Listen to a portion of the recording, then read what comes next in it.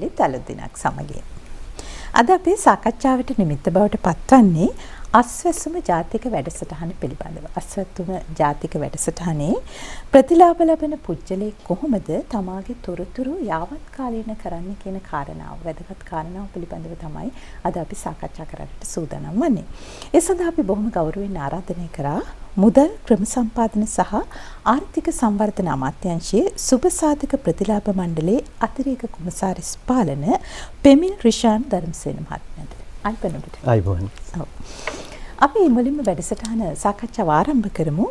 අස්වැසුම වැඩසටහනේ තොරතුරු වාර්ෂිකව යාවත් කාලීන කිරීමේ වැදගත්කම මොකක්ද කියලා කතා කරන ගමන්. ඔව්, වාර්ෂික තොරතුරු යාවත් කාලීන කිරීම සම්බන්ධයෙන් කතා කරනකොට අපේ තියෙනවා 2002 අංක 24 දරන සුබසාධක ප්‍රතිලාභ පනත. එතකොට මේ පනත ප්‍රකාරව පනතේ 23 වන වගන්තියේ තියෙනවා වාර්ෂිකයට වරක් මේ තොරතුරු යථාවත් කිරීම කළ යුතුයි කියන කාරණාව. එතකොට අපි මේ පනත ප්‍රකාරව තමයි මේ තොරතුරු යාවත් කාලීන කිරීම මේ සඳහා මුල පුරන්න මේ සූදානම් වෙන්නේ. ඔව්. දැන් අස්වැසුම වැඩසටහන යාවත් කාලීන කිරීමේ ක්‍රියාවලියේදී කවුද ඉලක්කගත පිරිස බවට පත්වන්නේ මේ යාවත් කාලීන ක්‍රියාවලියට? ඔව්, දැන් මේ තොරතුරු යාවත් කාලීන කිරීමේ ක්‍රියාවලියේදී අපිට අස්වැසුම පළවන අධ්‍යයනයේ තියෙනවා.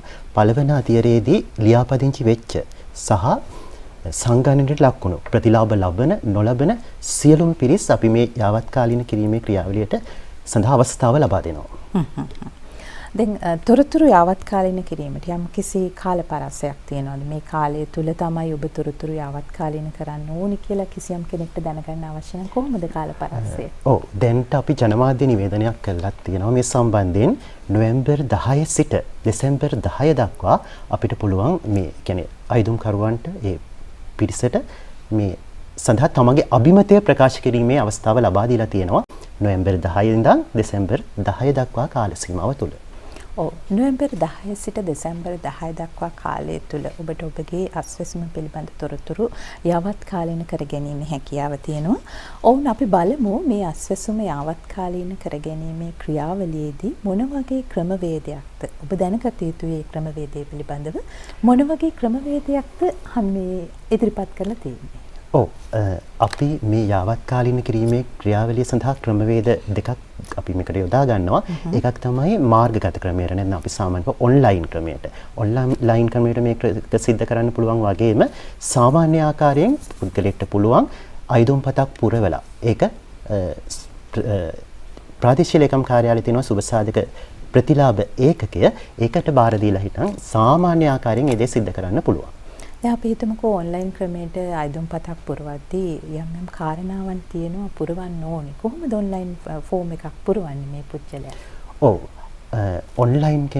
ඔන්ලයින් ක්‍රමේදී තමා විසින් මාර්ගගත ආකාරයට තමයි මේක සිද්ධ වෙන්නේ. එතකොට HH අංකයේ සහිත රිසිට් එකක් තියෙනවා. එතකොට ওই පළවෙනි අධ්‍යයනයේදී අපි ලබා දීලා තියෙනවා HH අංකයේ සහිත රිසිට් පතක්. ඒකේ අංකයක් තියෙනවා HH කේතය කියලා. ඒ වගේම තමයි ජාතික හැඳුනුම්පත් අංකය. අපි හිතමු කෙනෙක්ට ඒක දැන් නැත්නම් දැන් 2023 දී සමීක්ෂණ කටයුතු කළේ. ඒක කෙනෙක්ට නැත්නම් අපිට පුළුවන් අර ජාතික හැඳුනුම්පත් අංකය මේ සඳහා භාවිත කරන්න.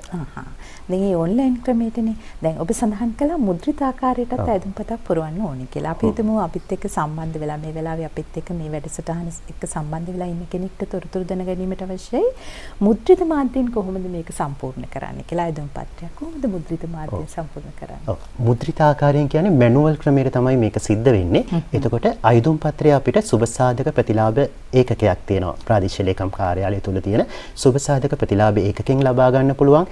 ඒ වගේම ග්‍රාම නිලධාරී වසම් බාර නිලධාරියෙක් ඉන්නවා. එහෙම නැත්නම් ආර්ථික සංවර්ධන නිලධාරියෙක් ඉන්නවා. අන්න ඒ කෙනාගෙන්, ඒ නිලධාරියාගෙන් හෝ නිලධාරිනියගෙන් අපිට මේ අයදුම්පත ලබා ගැනීමේ හැකියාව තියෙනවා. ඔව්, අයදුම්පත ලබාගෙන පුරවලා කොහෙටද බාර දෙන්නේ? ඔව්, තමන් පුරවපු අයදුම්පත්‍රය සුබසාධක ප්‍රතිලාභ ඒකකයට බාර දෙන්න කාර්යය තමයි සිද්ධ වෙන්න ඕනේ. හරි. දැන් අපි හිතමු අස්වැසුම ප්‍රතිලාභ ලබන පුජ්‍යලයකට තොරතුරු යාවත් කාලීන කරගද්දී දැන් ඔබ විටින් විට සඳහන් කරා මොන වගේ රාජ්‍ය ආයතන වලින්ද ඔවුන්ට සහයෝගය ලබා ගන්න පුළුවන්කම ලැබෙන්නේ?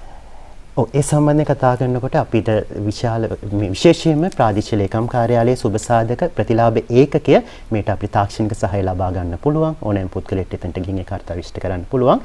ඒ වගේම තමයි අපි විද්‍යා හා තාක්ෂණ අමාත්‍යාංශයත් එක්ක සාකච්ඡා කරලා විධාතා සම්පත් මධ්‍යස්ථාන මේ සඳහා මේ තාක්ෂණික සහාය ලබා ගැනීමට අපි ඒ සහාය ලබා ගැනීමට හැකියාව තියෙනවා.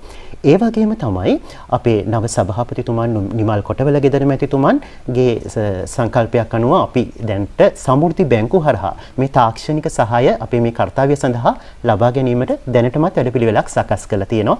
නුදුරු දිනකදීම හැකියාව ලැබේවි. ඒ සම්බන්ධිනුත් මේ තාක්ෂණික සහාය ලබාගෙන මේ කාර්යය සාර්ථක කරගන්න හැකියාව ලැබෙනවා. ඔව්. අපි දැන් මෙහෙම හිතමු 2024 වර්ෂයේදී දුක් ගෙනවිලි එහෙම නැත්නම් අභියාචනා පැමිණිලි ඉදිරිපත් කළ අයදුම්කරුවන් ඉන්නවා කියලා මේ වැඩසටහන සම්බන්ධව. එතකොට ඒ පිරිසත් මේ ඔබ විසින් ඔබගේ ආයතනය විසින් තොරතුරු යාවත්කාලීන කිරීමේදී නැවතත් අයදුම්පත් යොමු කරන්න ඕනේද මේ සඳහා?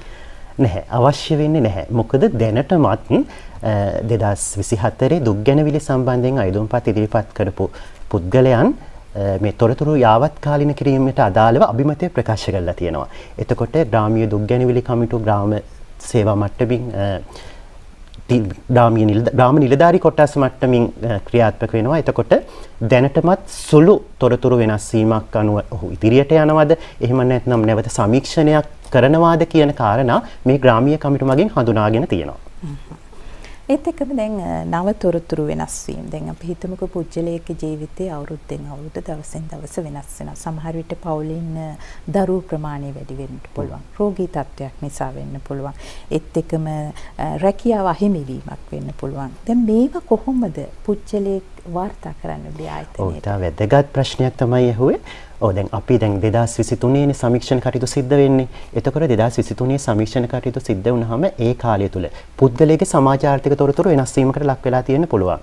ඒ කෙනා මිය ගිහින් වෙන්න පුළුවන්. ඒ වගේම පවුලට අලුත් කෙනෙක් එකතු වෙලා දරුවෝ උපතක්, විවාහයක් ඔය ආදී සම්බන්ධයෙන්. ඒ වගේම තමයි වත්කම් වල වෙනස් වීමක් සිද්ධ වෙලා තියෙන්න පුළුවන්. එතකොට පවුලේ ලිපිනයන් වෙනස් වෙලා තියෙන්න පුළුවන්, සමාජිකයන් ඇතුළත් වෙලා තියෙන්න පුළුවන්. ඔන්න ඔය ආකාර කාරණා අපේ සඳහන් කරන්න අපේ ප්‍රශ්නාවලිය තුලම අපි අවස්ථාව ලබා දීලා තියෙනවා. ඒ තමන්ගේ තොරතුරු වෙනස් වුණාද, සංශෝධනය වුණාද කියන කාරණාව එහි සඳහන් කිරීමේ හැකියාව තියෙනවා. ඔව්. දැන් අපි හිතමු තොරතුරු යාවත්කාලීන ක්‍රියාවලියේදී පුජ්‍යලයකට යම් අපැහැදිලිතාවයක්, ගැටලුවක් ඇති වෙන්න පුළුවන්. ඒත් එක්කම දැන් මේ යාවත්කාලීන කිරීම කෙරෙහි වැඩිදුර තොරතුරු දැන ගැනීමට අවශ්‍ය වෙන්න පුළුවන්. නිල දුරකථන අංකව සම්බන්ධතාවය තබා ගන්නට පුළුවන් ආයතන එහෙම නැත්නම් නිල දුරකථන අංකයක් තියෙනවද උන්ට මේ තොරතුරු ගැටලු විසඳ ගන්න? අනිවාර්යයෙන්ම සුබසාධක ප්‍රතිලාභ මණ්ඩලයේ නිල දුරකථන අංකයේ විදිහට 19/24 දුරකථන අංකයට ඕනෑම ගැටලුවක් ඕනෑම අවස්ථාවක ඉදිරිපත් කිරීමේ හැකියාව තියෙනවා. ඔව්, දැන් මේ ඉදිරිපත් කිරීමේ හැකියාව තිබෙද්දී අපි හිතමු දැන් අපි කතා කරන්නේ යාවත්කාලීන කිරීම සම්බන්ධවනේ. දැන් තොරතුරු යාවත්කාලීන කිරීම පමණද මේ ක්‍රියාවලිය තොරතුරු සිද්ධ වෙන්නේ? එහෙම නැත්නම් අලුත් කෙනෙක්ට ඇතුළත් වීමේ හැකියාව තියෙනවද? ඔව්, මේ අතිරේදී අලුත් කෙනෙක්ට ඇතුළත් වීමේ අවස්ථාව කියන්නේ මම එක පැහැදිලි කරන්නම්. දැන් 2023 තමයි සමීක්ෂණ කටයුතු සිද්ධ වෙන්නේ. එතකොට 2023 ලියාපදිංචි වුණු සංගණනයට ලක්වෙච්ච ප්‍රතිලාභ ලබන නොලබන පිරිස්වල තොරතුරු යාවත්කාලීන කිරීම තමයි මේ අවස්ථාවේදී සිද්ධ වෙන්නේ. නැවත අලුත් අයදුම්කරුවෙකු විදිහට ඇප්ලිකේෂන්, ඒ කියන්නේ අයදුම් පත්‍රයක් ඉදිරිපත් කිරීමේ හැකියාව නැහැ මේ අවස්ථාවේදී. මේ තොරතුරු යාවත්කාලීන කිරීමේ අවස්ථාවේදී තියෙන්නේ අර පළවෙනි සංගණන අවස්ථාවේදී ලියාපදිංචි වෙච්ච ප්‍රතිලාභ ලබන නොලබන, ඒ කියන්නේ සමීක්ෂණයට ලක් වුණු ප්‍රතිලාභ ලබන නොලබන පිරිස්වල දත්ත නම් තොරතුරු යාවත්කාලීන කිරීමක් තමයි මෙහිදී සිද්ධ වෙන්නේ. ඔය කියන්නේ ඔබ දැනගත යුතුයි මේ අලුතෙන් පිරිසක් එකතු කර ගැනීමක් නෙමෙයි මෙතනදී සිද්ධ වෙන්නේ. තොරතුරු යාවත්කාලීන කර ගැනීමක් පමණයි මෙහිදී සිද්ධ වෙන්නේ. අපි දැන් හිතමු මේ වැඩසටහනේදී මේ යාවත්කාලීන කිරීම කරන්න කෙනෙක්ට අතපසු වීමක් සිද්ධ වෙනවා. එහෙම නැත්නම් අමතක වෙනවා. සම්බන්ධ වෙන්න බැරි වෙනවා. එතකොට එවැනි පුච්චලයකට මොකක්ද ලැබෙන ප්‍රතිඵලය? ඔව්, ඒක ඉතාම වැදගත් ප්‍රශ්නයක්. අපේ සමාජ ආරක්ෂණ තොරතුරු ලේඛනයක් තියෙනවා. එතකොට මේ පුද්ගලයා මේ සමාජ ආරක්ෂණ තොරතුරු ලේඛනයෙන් తాවකාලිකව අත්හිටුවීමක් සිද්ධ වෙනවා. ඒ වගේම මේ පුද්ගලයා මේ යාවත්කාලින කිරීම කළේ නැත්නම් ඒ පුද්ගලයාට ඉදිරි වර්ෂවලදී ලැබෙන කිසිම ප්‍රතිලාභයකට හිමිකම් ලැබෙන්නේ නැහැ. ඒ කියන්නේ ඒ හිමිකම් අහිමි වෙනවා. එතකොට මේ සමාජ ආරක්ෂක තොරතුරු ලේඛනය කියන දේ ඉතාම වැදගත් කාරණාවක් වෙනවා. එතකොට මේ සමාජ ආරක්ෂණ තොරතුරු ලේඛනය යාවත්කාලින කිරීමත් මෙහිදී සිද්ධ වෙනවා. ඔව් දැන් අස්වැසුම කියන්නේ ඇත්තටම ජනතාවට ප්‍රතිලාභ ලැබෙන හොඳ ක්‍රියාවලියක්. හැබැයි සමාජය තුළ මතයක් තියෙනවා සමහර විට අස්වැසුම ලැබෙන්නේ නොසුදුසු පුද්ගලයන්ට කියලා. එතකොට සුබසාධක ප්‍රතිලාභ මණ්ඩලය මෙවර කොහොමද මේ ආවත්කාලීන ක්‍රියාවලිය තුළ මේ සඳහා තියෙන සූදානම මොන වගේද? ඔව්. සුබසාධක ප්‍රතිලාභ මණ්ඩලය දැනටමත් මේ කාර්යය සඳහා සූදානම් වෙලා තියෙනවා.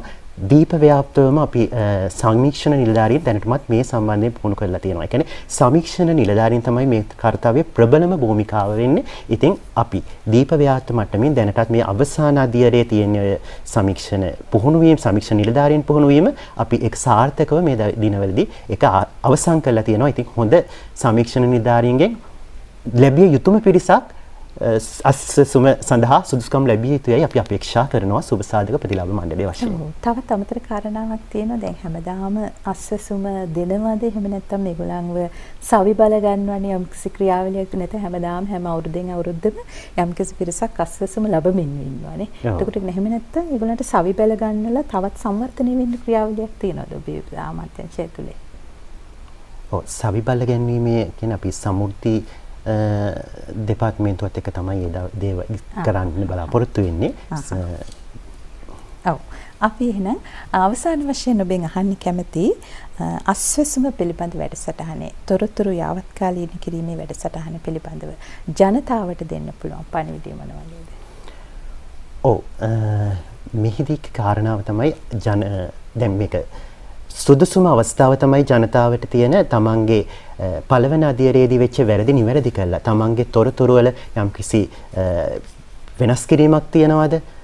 සංශෝධන කිරීමක් තියනවාද? ඒ තොරතුරු නිවැරදි කිරීමට හොඳම අවස්ථාව තමයි මේක. ඉතින් අපේ අවසිතන අස්වැසුම සදමින් ශ්‍රී ලාංකීය දිලිඳු ජන ජීවිත ප්‍රශස්ත මට්ටමකට ඔසවා තැබීමේ ගමනේ පෙරගමන් කරු තමයි සුබසාධක ප්‍රතිලාභ මණ්ඩලය කියන්නේ. ඉතින් ඒ කාර්යයේ යථාර්ථයක් කරන්නට අපිට හොඳ අවස්ථාවක් තියෙනවා. ඉතින් ජනතාවගෙන් මම ඉතාම ආදරෙන් ඉල්ලා සිටිනවා ඔබට ලැබුණු අවස්ථාව ඔබගේ තොරතුරු යාවත්කාලීන කළා. ලැබිය යුතු සුදුසුම පුද්ගලයන් මේ ඇතුළත් කිරීම සඳහා අවස්ථාව ලබා දෙන එක ඔබගේ වගකීම. ඉතින් ඔබට හැකියාව තියෙනවා ඔබට වගකීමක් වෙනවා මේ තොරතුරු යාවත්කාලීන කිරීමේ අවස්ථාව සිද්ධ කරන්න.